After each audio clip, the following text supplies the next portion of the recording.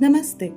कहानियाँ दिल की में आपका एक बार फिर से स्वागत है। झूठ चाहे छोटा हो चाहे मजाक में हो, कभी कभी उम्र भर के लिए एक टीस छोड़ जाता है। हमारी आज की कहानी एक ऐसे ही झूठ के बारे में है। तो चलिए शुरू करते हैं आज की कहानी, अंतिम झूठ। रुद्रा 10 साल का था, चतुर, बातूनी और कहानियों से भरा। कुछ सच, कुछ उसके मन की उपज। उसकी एक आदत थी जो किसी ने कभी गंभीरता से नहीं ली। वो झूठ बोलता था। नहीं बड़े या खतरनाक झूठ नहीं, बस छोटे छोटे, जैसे होमवर्क कर लिया लेकिन कॉपी घर पे रह गई, कुत्ते ने कॉपी फाड़ दी, या यश ने फूलदान तोड़ा है, जबकि असली में खुद रुद्रा दोषी था। कभी डांट पड़ती, कभी हंसी में टाल दिया जाता। बड़ा होगा तो समझ जाएगा, हर कोई कहता, और रुद्रा भी शायद यही सोचता था। ये तो बस बातें हैं, किसी को क्या ही फर्क पड़ता है। और फिर आया आरव। एक बरसात वाली सोमवार की सुबह जब आरव पहली बार रुद्र के कक्षा में आया, दुबला पतला, गहरी आंखों वाला और पुराने जूते व ढीले कपड़ों में लिपटा हुआ एक चुपचाप सा बच्चा। वो ज्यादा बोलता नहीं था, न हंसता, न किसी से आंखें मिलाता। मिसेस डिसूजा ने उनकी कक्षा में कहा, रुद्रा, क्यों ना तुम आरव को स्कूल दिखाओ और उसका दोस्त बनो।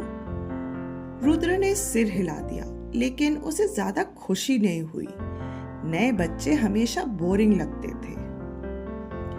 लंच ब्रेक में जब आरव चुपचाप अपने अखबार में लिपटी 2 सूखी रोटियों और नमक के साथ बैठा था, रुद्रा ने अपने दोस्तों के साथ खड़े होकर हंसी मजाक में बातें कर रहा था।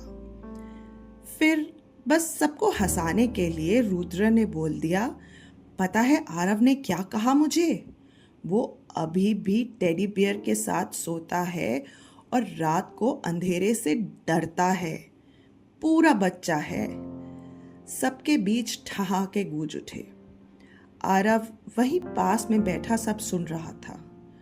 उसने कुछ नहीं कहा। उसके हाथ से जो निवाले की रोटी थी गिर गई। उसने चुपचाप अपनी बाकी रोटियां उठाई, लपेटी और चला गया।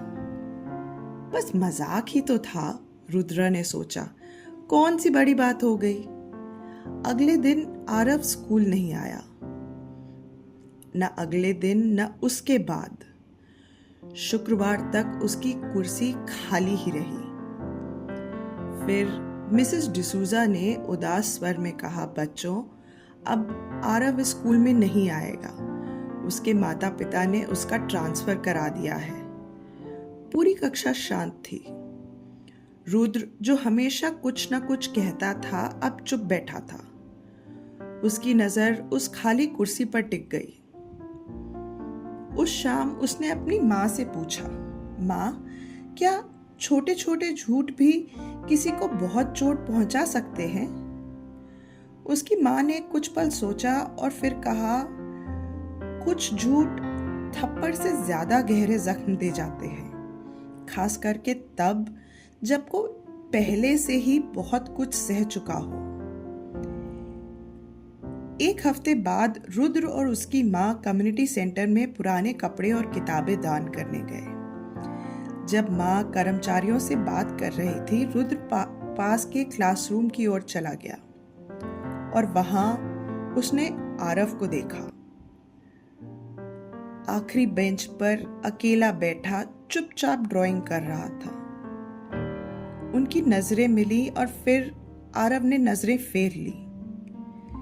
लेकिन उस पल में रुद्र ने जो देखा, वो न गुस्सा था न डर, वो था गहरा दुख। ऐसा दुख जो किसी 10 साल के बच्चों की आंखों में नहीं होना चाहिए। रुद्र वहीं दरवाजे पर खड़ा रह गया। फिर उसकी नजरें आरव की ड्राइंग पर गई। उसमें कुछ बच्चे पेड़ के नीचे हंसते हुए बनाए थे और कोने में एक बच्चा अकेले खड़ा था। उसके चेहरे पर कोई नाक, मुंह या आंखें नहीं थी, बस एक खाली सा आकार। रुद्र को पूछने की जरूरत नहीं थी, वो जानता था कि वो अकेला बच्चा कौन है। उससे अंदर जाके सॉरी कहना था कि मैंने जानबूझकर नहीं कहा, मुझे लगा बस ये मजाक है। लेकिन शर्म ने उसके कदम रोक दिए और वो चुपचाप लौट गया।